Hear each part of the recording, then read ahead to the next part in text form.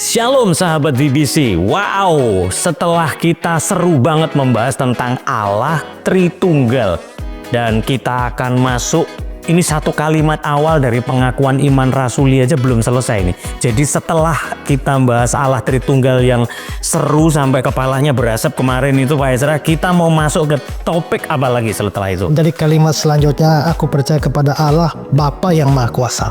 Jadi kita akan mulai bahas tentang Bapa yang Maha Kuasa, pasti lebih ringan dari Allah Tritunggal.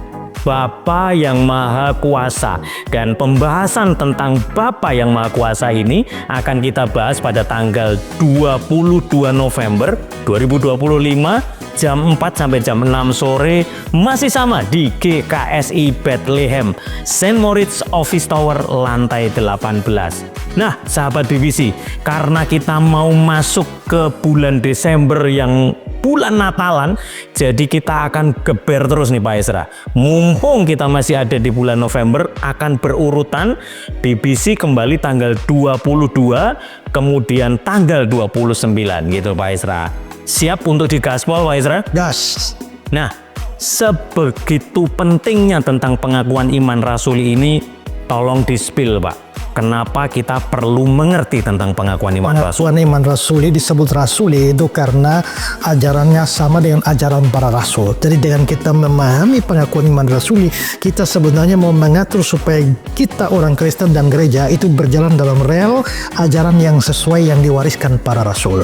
Itu disebut rasuli. Ya. Kenapa harus sepenting itu pengakuan iman rasuli? Karena dunia sekarang ini penuh dengan berbagai macam ajaran yang menyesatkan dalam konteks hari-hari ini. Ya, nah karena itu maka kita perlu rambu-rambunya. Dengan adanya pengakuan iman rasuli, kita bisa lihat, oh kalau ada tahu-tahu beredar di medsos atau di mana-mana suatu ajaran yang lain kok tidak sesuai dengan pengakuan iman rasuli ya, maka kita harus sadar, ini aneh nih, bukan dari rasul-rasul, bukan warisan dari rasul-rasul. Jadi dengan kata lain, sebenarnya pengakuan iman rasul itu untuk membentengi kita dari segala macam ajaran yang salah atau yang menyesatkan. Karena sesungguhnya itulah yang ditinggalkan oleh bapak-bapak gereja kita sebetulnya Pak ya. Wow, tahan dulu Pak Ezra, karena sebegitu pentingnya tentang pengakuan iman rasuli. Jadi buat sahabat BBC dan teman-teman yang rindu, haus untuk belajar, hanya buat Anda yang masih merasa perlu belajar Alkitab. Buat yang sudah jago, buat sudah ahli Taurat, skip saja, nggak perlu. Tapi buat kita yang merasa bahwa kita butuh pembelajaran akan kebenaran firman Tuhan, yuk gabung bersama Bethlehem Bible Class di GKSI Bethlehem St. Moritz. Sampai ketemu tanggal 22 November di GKSI Bethlehem St. Moritz. Acaranya free. Penting banget, nggak bayar, free, dapat ilmu, dapat pembelajaran yang banyak, dapat snack pula gitu ya. Nikmat apa yang kau dustakan. So, sampai ketemu dengan saya Yosua Yan dan Pendeta Asis Rasoru. Sampai ketemu di BBC. God bless you. Pak Ezra, apakah Taman Eden itu surga? Bagaimana kalau kita sudah di surga, lalu berbuat dosa lagi, apakah bisa dibuang dari surga lagi? Eden itu bukan surga. Ya, Eden itu di bumi ini. Dan kalau kita lihat ada keterangan dalam kitab Kejadian bahwa di Eden itu ada satu sungai yang mengalir, ya, satu sungai yang mengalir, lalu ada 4 cabangnya, Pison, Gihon, Tigris, Efrat. Itu jelas menunjuk pada kondisi di bumi, dan itu di wilayah Mesopotamia. Karena itu maka wilayah Mesopotamia itu wilayah Irak sekarang. Jadi sebenarnya Taman Eden secara historis itu ada di Irak. Hanya penggalian arkeologi itu mencari sampai sekarang itu sudah sulit untuk ditemukan. Kenapa sulit ditemukan? Pertama, ini sudah sangat lama, dan kedua, seluruh tatanan dunia itu menjadi kacau setelah air bah. Setelah air bah itu semua berubah. Kemarin waktu saya bahas air bah, bahwa air bah itu menutup sampai ke gunung-gunung. Mungkinkah air bah sampai Mount Everest? Nah, air itu datar, jadi kalau gunungnya sampai ditutupi air, pasti seluruh dunia tertutup air. Hanya saja gunung-gunung pada zaman dulu belum tentu setinggi sekarang. Karena Dunia ini geografi topografinya berubah sejak air bah. Dan ada penelitian bahwa sungai Yordan pun yang zaman Yesus itu sudah bergeser sekian kilo dari tempatnya semula. Ya, karena itu memang susah untuk menemukan. Memang ada Pison Gihon hilang, tapi Tigris Efrat kan masih ada di Irak. Tapi apakah Tigris Efrat sekarang itu memang posisinya seperti dulu? Nah, itu tidak diketahui. Nah, jadi kalau ditanya Taman Eden secara historis, itu bukan di surga, itu di bumi.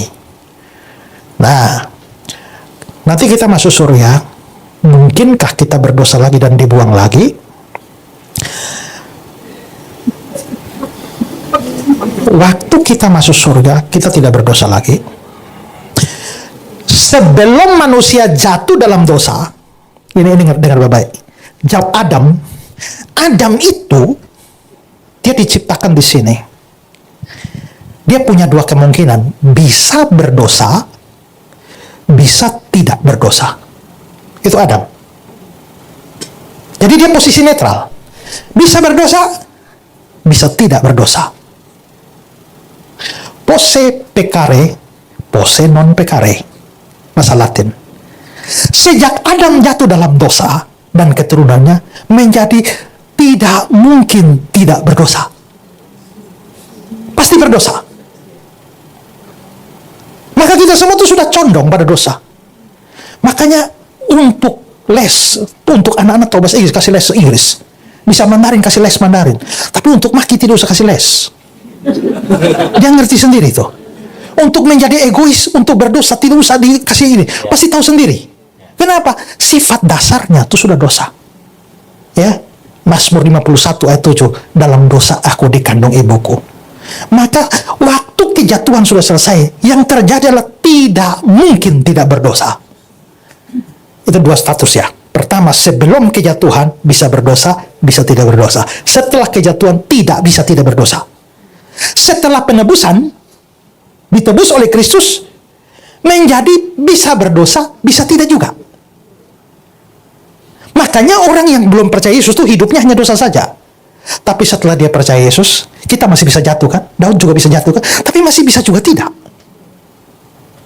Tapi setelah di surga, tidak bisa berdosa. Ya. Maka kita di surga sudah tidak bisa berdosa lagi. Karena itu jangan berpikir bahwa kalau kita di surga dibuang lagi, enggak. Tidak, itu tidak akan terjadi.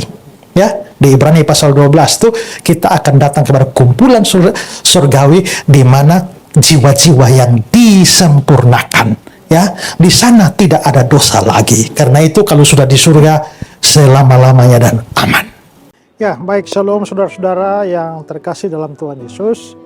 Beberapa waktu yang lalu saya sudah menginformasikan kepada saudara-saudara juga lewat tayangan video dari Desa Bioba di Kabupaten Kupang bahwa saya, Pendeta Esra Soro, bersama dengan Yayasan Karya Bakti Esra Soro dan juga GKN Revival Kupang itu mempunyai sebuah beban pelayanan dan proyek pelayanan di Desa Bioba, wilayah Amfoang, Kabupaten Kupang, di mana di sana kami membangun sebuah sekolah yang berasrama dan juga membangun satu gedung gereja untuk tempat beribadah dari jemaat di sana.